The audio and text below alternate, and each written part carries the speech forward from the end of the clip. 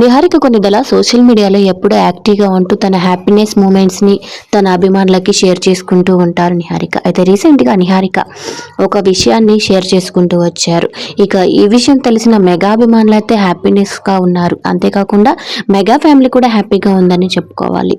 ఇక నిహారిక వచ్చేసి లైఫ్లో చాలామంది చాలా కావాలి అని కోరుకుంటారు, చాలా కలలు కంటారు, కానీ చాలామంది వాటిని నెరవేర్చుకోలేరు. నేను అలాగే అనుకున్నా, కానీ నేను చాలా కలలు కన్నా. నేను కలగన్న కళ ఇన్ని రోజులకి నా కళ్ళలుగా కాకుండా నా కళ నెరవేరింది అంటూ నిహారిక చెప్పుకొచ్చారు. మొత్తానికి నా కళ నెరవేరింది అంటూ తన హ్యాపీనెస్ని షేర్ చేసుకొచ్చారు. ఇంతకీ ఏంటా కళ, ఏంటి హ్యాపీనెస్ అని ప్రేక్షకులు మీరు మాత్రం అడగకండి, హ్యాపీగా ఉండండి చాలు, నేను హ్యాపీగా ఉన్నాను, నా కళ నెరవేరింది అని చెప్పుకొచ్చారు.